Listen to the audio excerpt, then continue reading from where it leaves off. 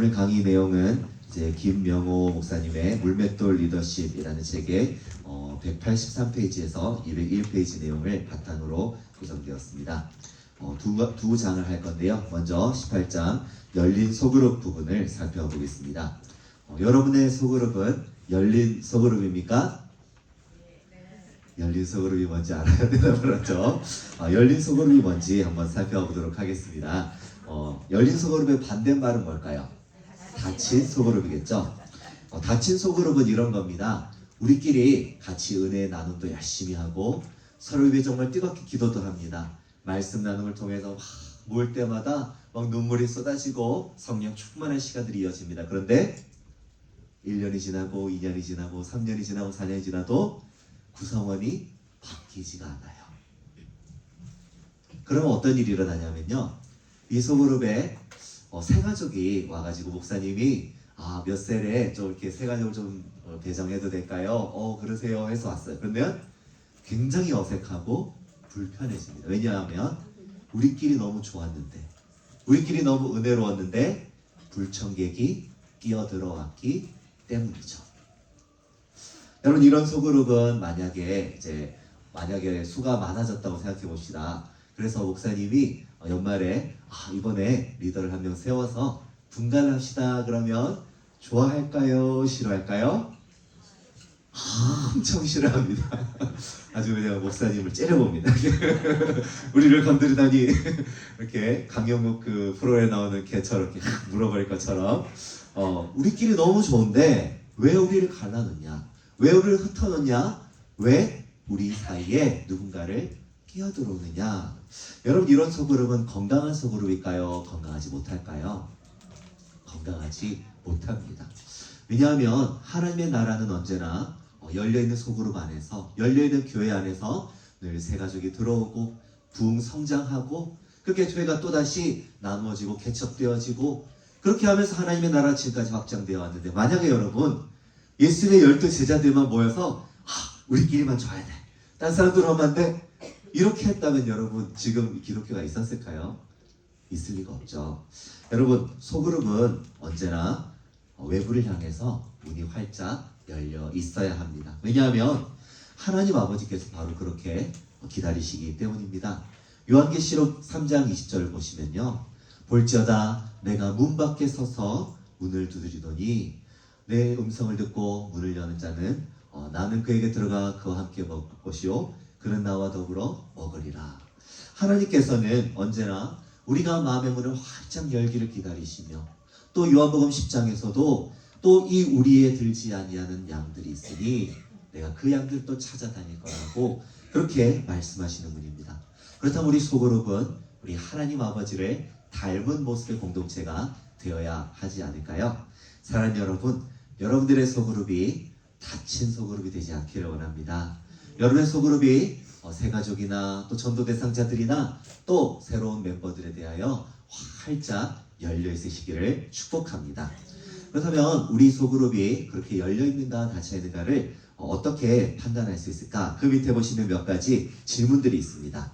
먼저 구도자라는 말을 쓰고 있는데요. 이제 새가족이나 또 전도 대상자를 가리키는, 그러니까 처음 교회를 나온다 이렇게 할 때 이제 그런 사람들을 구도자라는 말로 이제 쓰거든요.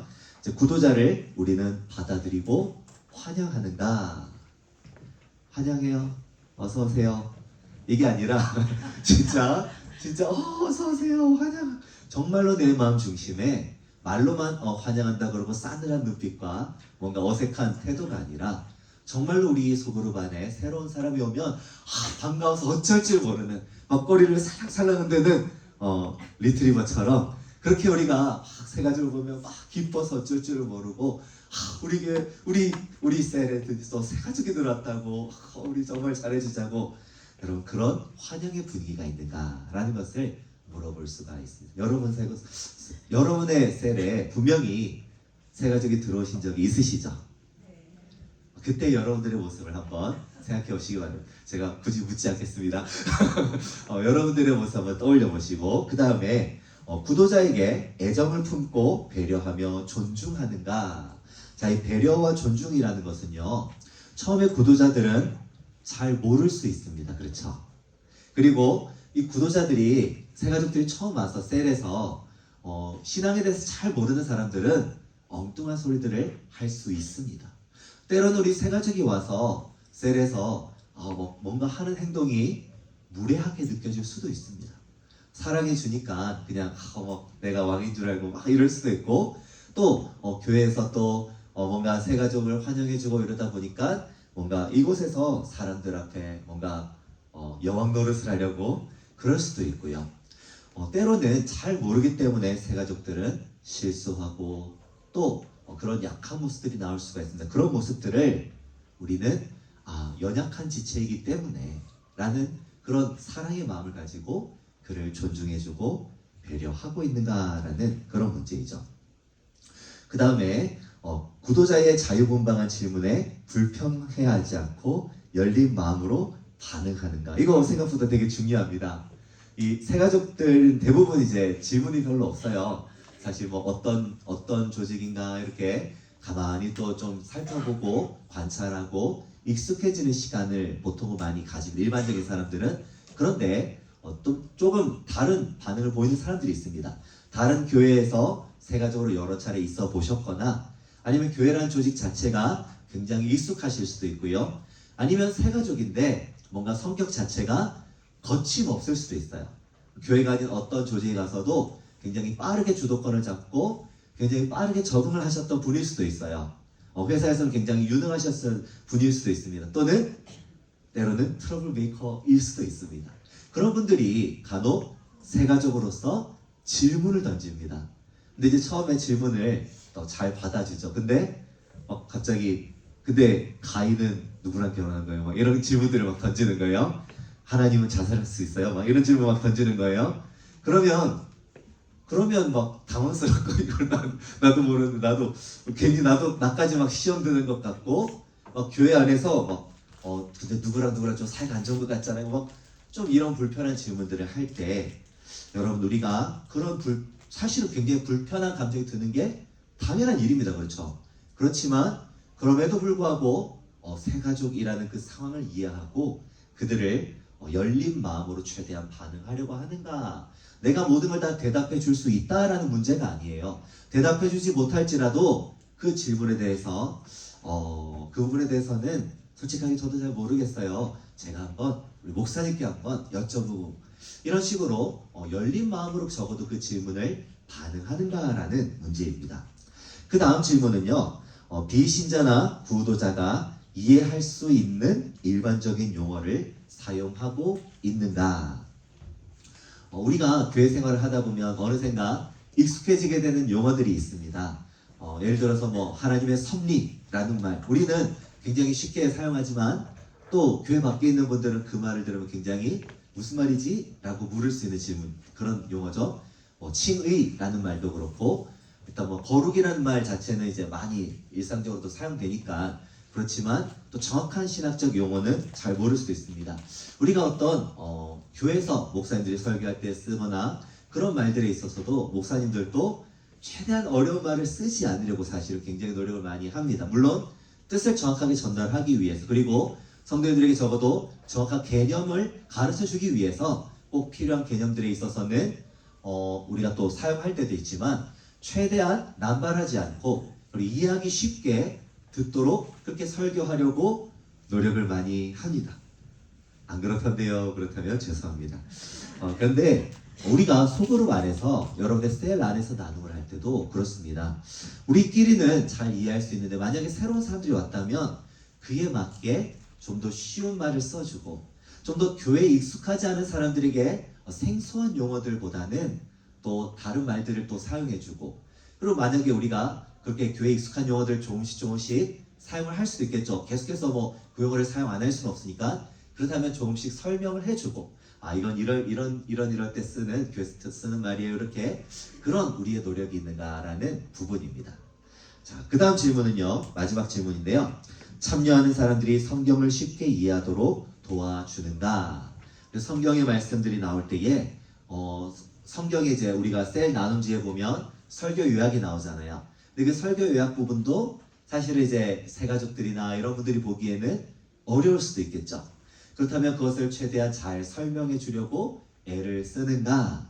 그냥 이 정도는 다 알지 않나요? 라는 태도가 아니라 정말 어린아이를 가르치는 것처럼 친절하게 잘 설명하는 그런 모습이 있는가?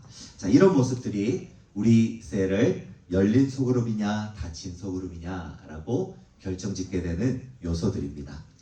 여러분의 셀 스스로 한번 돌아봤을 때 어떻습니까? 열린 소그룹들이시죠? 아유, 훌륭하십니다. 네, 여러분들 또 귀한 또 셀 안에 많은 새 가족들이 함께하며 여러분들의 또 셀 안에서 또 전도와 영혼권의 역사가 일어나기를 소망합니다. 마태를 보면요, 예수님을 초청해서 그가 처음 제자로 부름받았을 때에 이 마태는 세리였지 않습니까? 이 세리로서 예수님을 집에 초청해서 잔치를 베푸는데 자기 혼자 잔치를 베푸는 것이 아니라 자기 동료들, 세리들, 그리고 죄인들까지도 함께 와서 먹고 마시도록 했습니다. 그것 때문에 사실은 예수님이 바리새인들과 유대인들에게 비난을 받기도 하셨죠. 그럼에도 불구하고 언제나 예수님과 함께하는 그 자리에 나 혼자 은혜 받고 나 혼자 그 자리에 함께 하는 것이 아니라 다른 사람들도 함께 주님이 필요한 사람들도 함께 이곳에서 은혜를 받기를 원하는 그 마음, 그런 마음으로 여러분들이 셀을 또 운영해 나가신다면 여러분 셀을 통하여 많은 영혼의 구원의 역사가 일어날 줄 믿습니다. 조금 이제 실질적인 이야기인데요. 여러분 소그룹에서 이제 또 전도 대상자를 초청해서 뭐 같이 셀 모임을 해라라는 말을 많이 또 이 자리를 통해서 들으셨을 거고, 그런데 그러면 그 사람들 뭐 새 가족은 어떻게 되냐, 등록해야 되냐, 뭐 교회 생활 어떻게 해야 되냐, 이런 부분이 조금 이제 혼란스러우실 수도 있죠. 그래서 일단 여러분들이 셀 안에 전도 대상자로서 초청해서 함께 하실 수 있는 것은 그렇게 하셔도 좋습니다.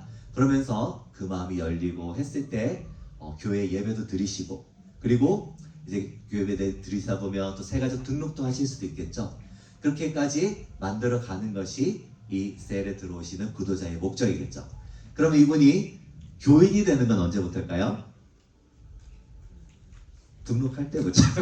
등록하셔야 교인이 되는 거죠. 그러니까 조금은 그런 선은 필요한 거죠. 이 셀 안에 함께 모임을 가질 수 있는 그 거리낌 없이, 어떤 장벽 없이 함께 모임을 가질 수 있는 것과 우리 같이 모임 가지는데 목사님 장례 좀 가주세요, 이건 좀 다르다는 거예요.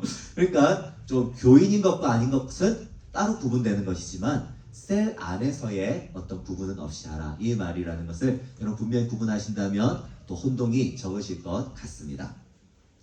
자, 그 다음에 2번을 보시게 되면 환대의 정신과 삶이라는 제목이 있습니다. 자, 열린 소그룹의 특징은 환대한다라는 것입니다. 베드로전서 4장 9절 우리 같이 한번 읽어볼까요? 시작. 서로 대접하기를 원망 없이 하고, 아멘. 서로를 환영하고 서로를 정말 반가워하고 서로를 향하여 활짝 웃는 그런 미소로 서로를 대하는 것. 여러분 환대의 크기는 첫 번째 관론은 소유입니다. 두 번째 관론은 뭘까요? 마음입니다. 그래서 환대의 크기는 소유의 크기나 삶의 형편이 아니라 마음의 크기와 사랑의 진정성에 달려있다. 돈이 많다고 해서, 여유가 있다고 해서 내가 환대할 수 있는 건 아닙니다. 아무리 바쁜 사람이라도, 아무리 쪼들리는 사람이라도 정말 사랑의 마음이 있다면, 그를 향한 정말 진실한 사랑이 있다면 충분히 환대할 수 있습니다.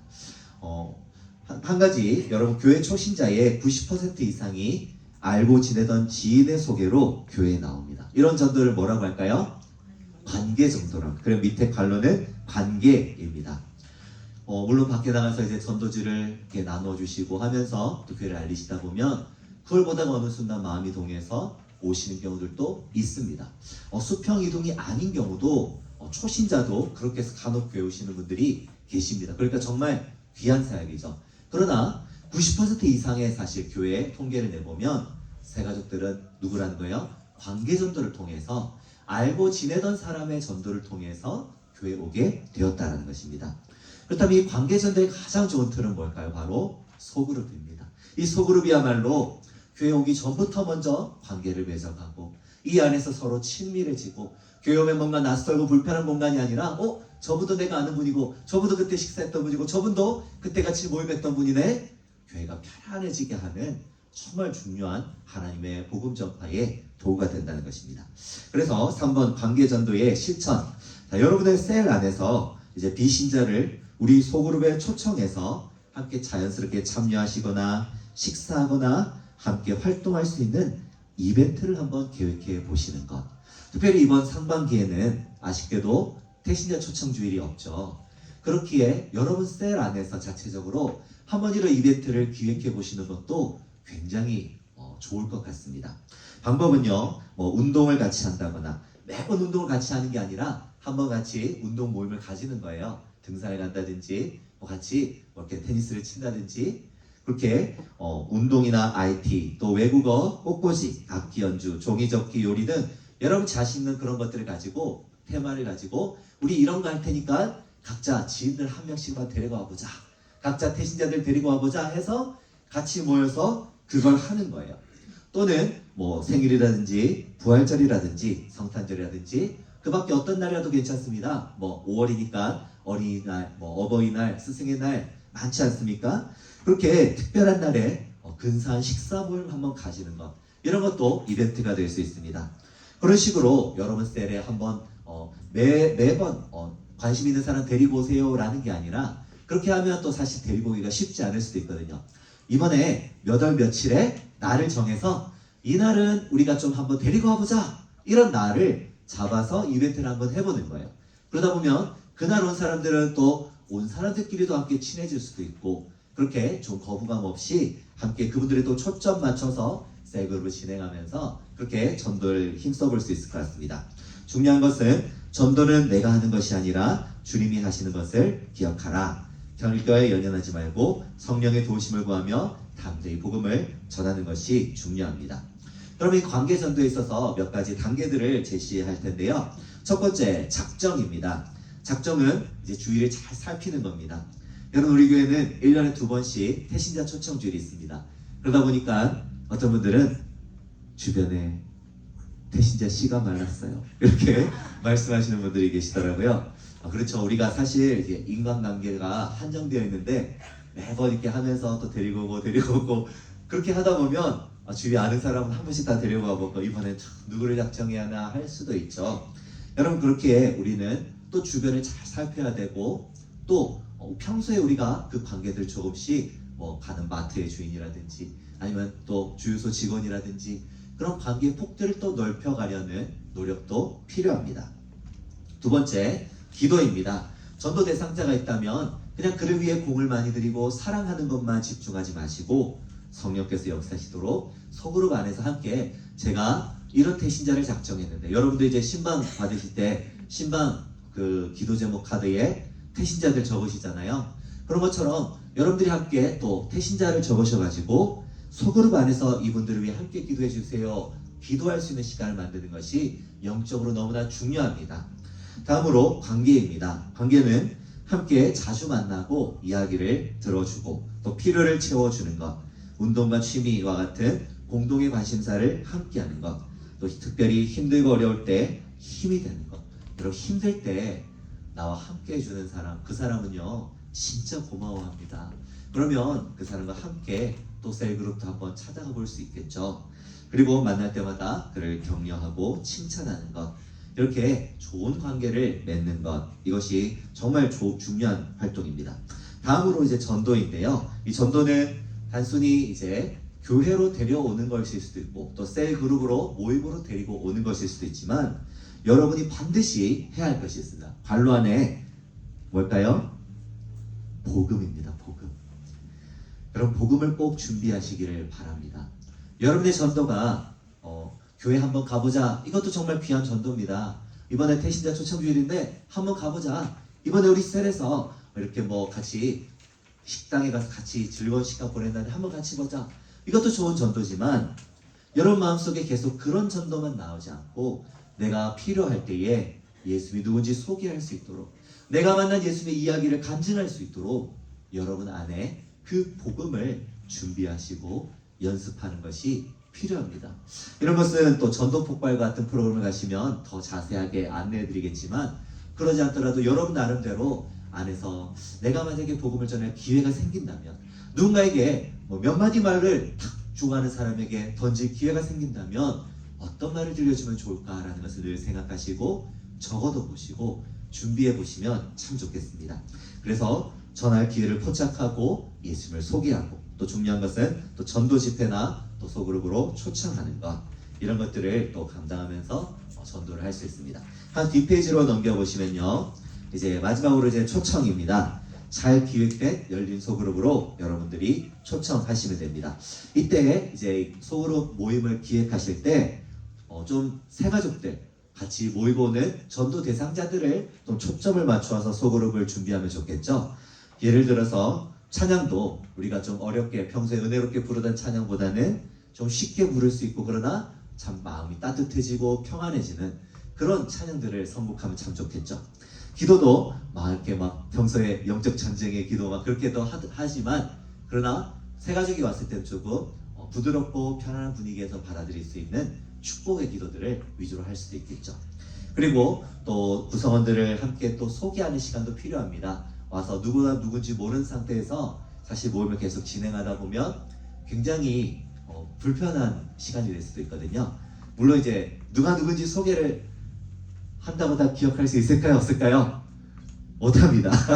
있는 분들은 대단한 분들입니다. 그런데 소개를 했다는 게 중요한 거예요. 어쨌든 시작할 때 누구다 인사했다는 게 중요한 거예요. 그러면 누군지 몰라도 어쨌든 인사를 했으니까 라고 편안한 마음으로 그 자리에 있을 수가 있거든요.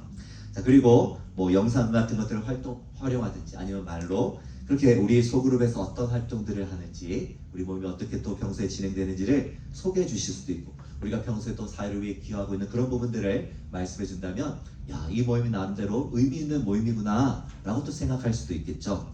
그리고 또 초청을 하는 그런 주일에는, 그런 소그룹 날에는 여러분들이 꼭 간증을 하나 넣으시면 좋을 것 같습니다. 간증의 힘이 정말 중요합니다. 우리가 그냥 와서 모임을 참관하는 것도 중요하지만, 이곳에서 함께 은혜를 받고, 이곳에서 하나님 앞에 위로를 얻고, 이곳에서 하나님의 채우심과 또 공급하심을 경험한 사람들의 그런 스토리, 이야기가 그 사람들의 마음을 따뜻하게 울릴 수가 있거든요. 그리고 만약에 소그룹 나눔은 그날 한다면 평소에 하던 질문들보다는 조금 쉽게 대답할 수 있고, 편한 마음으로 나눌 수 있는, 그리고 좀 더 일상적인 가벼운 마음으로 이야기할 수 있는 그런 내용의 소그룹 질문을 따로 준비하셔서 진행하시면 참 좋겠죠. 다음으로 기도 제목을 나누고 합심기도하는 시간을 새가족이 왔을 때도 저는 가지시면 좋겠다라고 생각합니다. 대신에 새가족들이 막 하면서 막 이렇게 기도하면 깜짝 놀라서 다음 주에 안 올지도 모릅니다. 그러니까 여러분 조금 부드럽게 함께 기도할 때도 좀 소근소근 하면서 이야기하고, 기도 제목들도 굉장히 좀 전투적이고 막 그런 열정적인 기도 제목보다는 조금 더 편안하고 우리의 일상에 맞닿아 있고 우리 새가족들도 축복하는 내용의 그런 부담스럽지 않은 기도 제목을 나누고 같이 또 기도하는 시간 가지고, 그러면 새가족들이 느끼기 얼마나 따뜻하겠어요. 여기 오면 효력이 있는지 효험이 있는지 모르겠지만 서로를 위해서 이렇게 막 기도해 주는구나, 굉장히 긍정적으로 다가갈 수 있습니다. 그리고 또 초청인을 위한 마지막으로 이제 축복송을 하면서 그렇게 마무리하시면 좋겠고요. 여러분 셀에 또 이런 행사들을 잘 기획하셔서 앞으로 여러분 셀에 또 새가족들이 계속 늘어나고, 그래서 나중에 목사님 우리 셀 분가해 주세요 라고 당당하게 또 요구하실 정도로 그렇게 셀이 부흥하시는 역사가 있으시기를 바랍니다. 자, 다음으로 19장 내용은요, 이제 지역사회를 향해 흘러넘치는 소그룹입니다. 앞서 18장의 내용이 이제 영혼 구원과 전도에 초점을 맞추고 있었다면, 이 19장은 그런 영혼 구원을 위한 어떤 도구가 아니라 이 자체가 우리 소그룹이 이 지역사회를 풍요롭게 하는 은혜를 끼치는 선한 도구로 사용되기를 소망하는 그런 내용인데요. 그 밑에 보시면 교회는 세상 속에 존재하며 세상을 위해 존재합니다. 교회는 중세 수도원이나 아니면 절들처럼 그렇게 산 속에 들어가 있지 않죠. 세상 속에 위치하고 있습니다. 그리고 또한 에베소서 1장에 보면 하나님께서 교회는 만물을 충만하게 하시고자 하시는 이의 충만함이다. 세상을 풍요롭게 하고자 하는 하나님께서 이 교회를 통하여 그 은혜를 나눠주기를 원하신다라고 말씀하고 있습니다. 그렇게 우리는 이 지역사회를 단순히 전도의 대상으로만 바라보는 것이 아니라 섬김의 대상으로 또한 바라볼 필요가 있습니다. 만약 교회가 이 지역사회의 필요를 무시한 채 계속해서 전도하면서 성장만을 추구해 나간다면 어느 순간 사람들은 그 교회를 바라보며 고개를 절레절레 흔들면서 정말 나쁜 사람들만 모인 곳이라고 손가락질하게 될지도 모릅니다. 교회는 언제나 또 지역사회를 섬기며 지역사회와 함께 더불어서 그리스도의 향기를 드러내는 그런 공동체여야 합니다. 이러한 삶을 위해서 우리 왕성교회도 함께 우리 또 복지국과 또 여러 시니어 대학 또 여러 사역들 장학부와 또 여러 사역들을 통해서 또 지역의 많은 분들을 섬기기 위해서 또 최선을 다하고 있는데요. 여러분 사실 교회가 지역사회를 섬기는 것은 한계가 있습니다.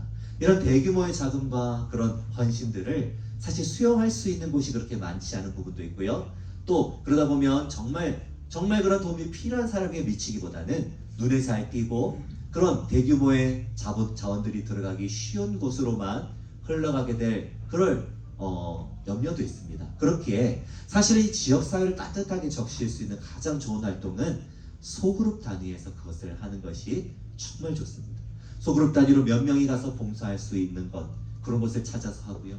소그룹이 함께 가서 또 위로할 수 있는 곳을 찾아가서 독거노인들이나 외로운 사람들도 방문하고, 소그룹이 함께 모여서 우리의 작은 정성을 모아서 또 의미 있는 일들에 기부를 하고, 여러분 이런 일들이야말로 사실은 교회 전체적으로 할 수 있는 그런 사역보다 훨씬 더 넓고 깊은 사역들을 감당해 나갈 수가 있습니다. 그렇기에 소그룹은 성도님들의 헌신과 섬김이 이 지역사회로 흘러나갈 수 있게 하는 전진 기지라 할 수 있습니다. 소그룹은 그리고 교회 단위로 하면요, 우리가 사랑의 라면 나눔을 합니다. 그러면 이제 막 성도들이 헌신을 하시죠. 근데 또 하시는 분들이 많이 하시고 보통은 또 관심이 없는 분들은 계속해서 안 하십니다. 그런데 이 소그룹 안에서 그렇게 같이 하다 보면요, 빠져나갈 틈이 없습니다. 울며 겨자 먹기로 같이 해야 돼요. 그러다 보면 아주 소액이라도 같이 또 돕고 하면서 늘 뒤에 물러서서 구경만 하고 있었는데, 늘 교회 청중으로만 있었는데 그렇게 나도 이런 일들을 할 수 있구나 라는 그런 정말 중요한 신앙의 또 헌신의 경험들을 할 수 있게 하는 그런 하나님의 도구가 될 수 있습니다. 밑에 내용을 보시게 되면요, 이제 스티브 쇼그렌 이 스웨덴식 발음이라서 이제 원래 O 위에 이제 점 2개가 있었는데, 이제 스티브 쇼그렌 그리고 데이비드 핑 목사님이 같이 공저하신 아웃플로어라는 책이 있습니다. 우리나라에 이제 하나님의 사랑이 흘러넘치는 삶이라는 책인데요. 그 책에 소개되고 있는 이 지역사회에 우리가 기여할 수 있는 여러 가지 것들의 작은 일들에 대해서 소개를 하고 있는데요. 우리 1번을 같이 한번 읽어보겠습니다. 하루에 한두 가지만이라도 예수님의 이름으로 작은 친절을 베풀라. 여러분들 아마 지금도 잘 실천하고 계실 줄로 압니다. 우리가 하루에 한두 가지씩만 친절을 베풀어도요, 1년이면 365가지, 600가지, 수백 명에게 그리스도의 친절을 경험하게 할 수가 있습니다. 뿐만 아니라 우리가 이 세상 가운데 그리스도의 사랑, 친절을 나눠주는 그 친절이 이 지역에 강팍하고 어둡고 완악한 사람들의 마음을 녹이며 이 지역이 정말 사람들이 서로 친절하고 너그럽고 함께 정말 서로를 사랑하는 따뜻한 지역 공동체로 만들어 가실 겁니다. 여러분은 여러분들이 살고 있는 동네가 서로를 본체만치 하고 참 서로에게 너무 무뚝뚝하고 막 조그만 일만 해도 서로를 으르렁대며 싸우고 그런 지역이 되기를 원하세요? 아니면 서로에게 참 너그럽고 참 서로를 보면 그냥 굳이 모르는 사람이라도 참 웃음이 미소가 띄는 그런 지역을 원하세요? 여러분이 원하시는 그 지역을 바로 여러분의 작은 친절이 만들어갈 수가 있습니다. 우리가 하나님의 사랑을 베푸는 것이기에 대가나 보상, 내가 이렇게 친절했더니 저 사람도 친절하기를 바라는 것이 아니라 그저 하나님의 사랑을 값없이 흘려보내기를 원하며 여러분에게 작은 숙제를 드리면 오늘 수요예배가 마친 후에 또 여러분이 가는 그곳에서 작은 친절을 하루에 한두 개씩이라도 한번 베풀어 보세요. 그렇다면 하나님께서 여러분의 사랑을 통하여 또한 그 사람의 마음과 삶에 역사하실 줄 믿습니다. 두 번째 같이 읽겠습니다. 사람들의 말을 경청하는 봉사를 하라. 자, 친절을 베푸는데 이 친절과 봉사 중에 가장 좋은 게 뭐라는 거예요? 경청이라는 겁니다. 여러분, 친절이 사람의 마음을 문을 열어준다면 경청은 그 열려진 마음에 한 발 더 깊이 다가가고 그 사람을 진정으로 치유하고 그 사람을 회복시키고 그 사람을 하나님의 사랑으로 감화시키는 힘이 있습니다. 하나님이 당신을 사랑하십니다 라고 우리가 100번 크게 외치는 것보다 우리가 그 사람의 또 때로는 서름 섞인, 때로는 정말 울분이 섞인, 때로는 그 사람의 슬픔이 묻어나는 그 한마디 한마디를 잘 경청해 주는 것이야말로 더욱더 강력한 사랑의 표현입니다. 사랑은 내가 사랑한다는 많은 말보다 그 사람의 말을 사랑의 마음으로 따뜻하게 들어주는 것으로 표현된다는 말이죠. 세 번째, 우리 함께 읽겠습니다. 자신이 사는 도시를 사랑하며 옆집 식당, 마트, 미용실, 주유소 등 사람들에게 작은 친절을 베풀고 말을 걸라. 앞서 1번의 친절이 무작위로 친절을 베푸는 것이었다면 3번의 내용은 이 살고 있는 지역사회 그리고 이곳의 인프라와 함께 살아가고 있는 많은 사람들에게 우리의 관심과 우리의 시야를 넓히라는 겁니다. 평소에 신경 쓰지 않았던 버스 기사님, 평소에 그냥 거들떠보지 않았던 그냥 횡단보도에서 이렇게 노란색 깃발을 딱 이렇게 들고 계시는 분들, 아니면 평소에 신경 쓰지 않았던 식당에 또 일하시는 분들, 그런 사람들, 단순한 업무와 거래, 내가 돈을 줬으니까 당연히 서비스를 받는 그런 삭막한 관계에 익숙해 있던 그런 도시를 사람의 향기로 채워가라라는 것입니다. 여러분들은 어떠신가요? 여러분의 삶에서 여러분과 친하고 익숙한 사람들에게 대하는 것과 또 여러분이 지나면서 걸어가시면서 살아가시면서 마주치는 많은 사람들을 대하는 모습들, 여러분 어떻습니까? 여러분, 이것은 그 사람들을 잘 다독여서 잘 어떻게 사귀어서 그 사람들을 전도해라, 그런 측면이 아니에요. 그 사람들을 전도하기 위해서 친해지라는 것이 아니라 그냥 이런 관계가 여러분의 삶이 되게 하라는 것입니다. 여러분의 일상의 습관이 되라는 것입니다. 그렇게 늘 가는 곳마다 따뜻한 친절을 베풀고, 사실은 일반적으로 그렇게 하지 않는 대상을 향해서도 여러분의 따뜻한 미소를 지어주시는 것이야말로 여러분 이 도시를 아름답게 갖고 가는 길입니다. 4번을 같이 읽어보겠습니다. 사람들에게 집을 개방하고 손 대접에 힘쓰라. 여러분, 언제나 히브리서 13장 보면 항상 손 대접하기를 힘쓰라. 아브라함이 이와 같이 부지간에 천사를 대접하였다라고 말씀하고 있습니다. 예수님께서는 마태복음 25장에서 양과 염소의 비유를 통해 너희들이 작은 소자에게 그렇게 그들을 먹이고 입히고 그들을 사랑한 것이 바로 나를 그렇게 한 것이다 라고 말씀하셨습니다. 그렇게 여러분의 집을 오픈한다는 것 사실 쉽지 않습니다. 요즘은 또 사생활이라든지 프라이버시, 또 내 집을 또 내가 보여주기 싫은 그런 마음들도 분명히 있죠. 그러나 여러분, 사람들을 초대해서 식사하시고, 사람들을 초대해서 차 한잔 하시고, 사람들을 초대해서 그렇게 더불어 살아가시는 것을 여러분 너무 싫어하고 불편하게 생각하지 마시고 조금 더 열어주시면 좋겠습니다. 그러면요, 제일 기뻐하는 사람이 누군지 아세요? 남편. 왜? 청소를 자주 하니까. 남편이 집에 초대하면 아내들은 극혐합니다. 그러나 아내가 집에 자주 초대하는 것은 아주 좋아합니다. 여러분, 이게 농담이고요. 여러분 집을 또 초대하면 가족들도 불편할 수 있죠. 그러나 우리가 언제나 항상 남을 대접하는 것의 기본은 또 나 자신의 집을 또 오픈하는 것에서부터 시작될 수 있습니다. 교회 식구들도 함께 많이 초대하시고요. 또 여러분의 집에 또 누군가를 초대해서 함께 즐기고 함께 교제하고 함께 식사하고, 그런 것들을 여러분 꺼려하지 마시고 그렇게 하시기 바랍니다.